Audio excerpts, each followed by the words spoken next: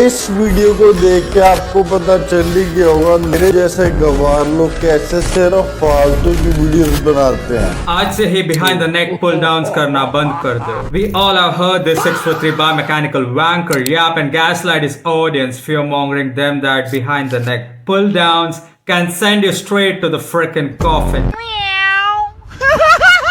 But was he right, or was he injecting high doses of incel frickin' copium? Stay tuned, fam, and let's find out the dark secrets of the BT and biomechanics that no one told you.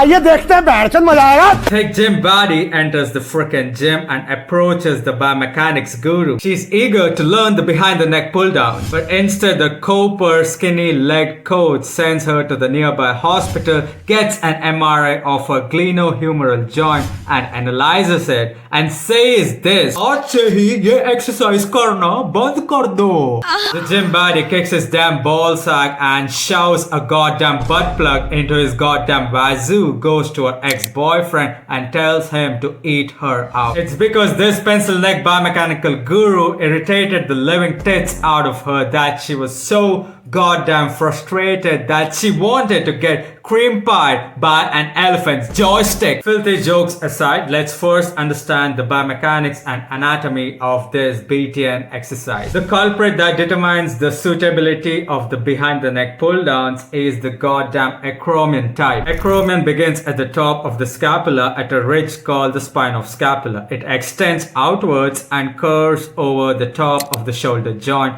It meets the clavicle at the joint called acromioclavicular joint. Between the acromion and the humerus lies the subacromial space, which is freaking goddamn obvious, which contains the subacromial bursa and the rotator cuff tendons, to be specific, the supraspinatus and the long head of the biceps tendon. So these are the goddamn acromion types. Type 1 and 4 has a good amount of subacromial space, and type 2 and 3 harbors less amount of subacromial space. So if your client wants to perform behind the neck pull downs after analyzing his MRI, which turns out to be type 2 or 3, indicates that behind the neck pull downs should not be included in his or her program. क्या बोला तूने? नहीं पहले क्या बोला?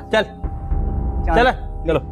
But we need to deep dive into more nuanced details, so let's first talk about the infrasternal angle, aka ISA. This is how you measure the goddamn ISA, and all credits to the GOAT, Bill Hartman, and yeah, he's the freaking GOAT. A person with wide infrasternal angle has limited shoulder external rotation. Eddie Hall is a strong man with super wide ISA, and this is how you measure the shoulder external rotation. This is a basic table test that many physiotherapists, PRI practitioners, and movement professionals use on a daily basis to measure the shoulder external rotation. Just for your goddamn info, a person with wide ISA presents with anterior pelvic tilt and a typical pec pattern, but there are more nuances which I shall not address in this freaking video. So now let's consider a person with narrow ISA. This person usually has limited shoulder internal rotation, aka IR. This is how the table test for shoulder internal rotation is done,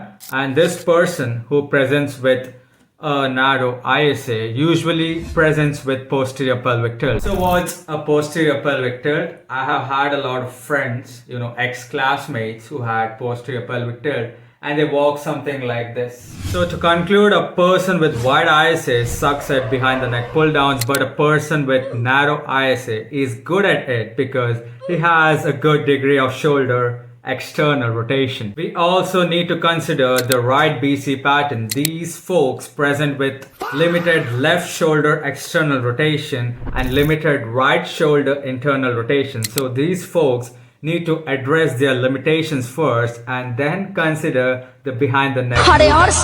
So what should you do before performing the behind the neck pull down? Hire a goddamn pencil neck biomechanical guru who will write a goddamn MRI to be done of the glenohumeral joint, and then you go to the goddamn hospital, get the MRI done, get an orthopedician consultation, get the MRI analyzed, and then you go freaking home and cry about it. I love Happy Pala songs. Jokes aside, this is definitely a less practical approach and this can fuck you up. So, a simple practical approach before performing the behind the neck pull downs is to actually perform the goddamn movement, okay?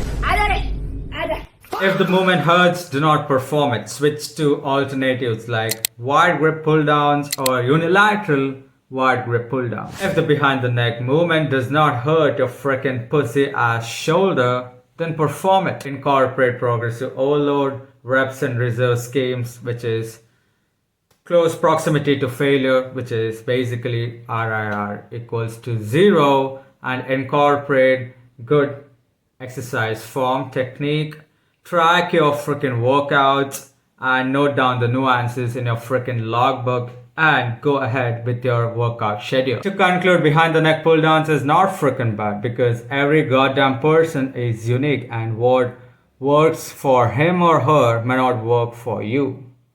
Does the pencil neck biomechanical guru Kashish Gupta still post content? Let me know in the comment section below.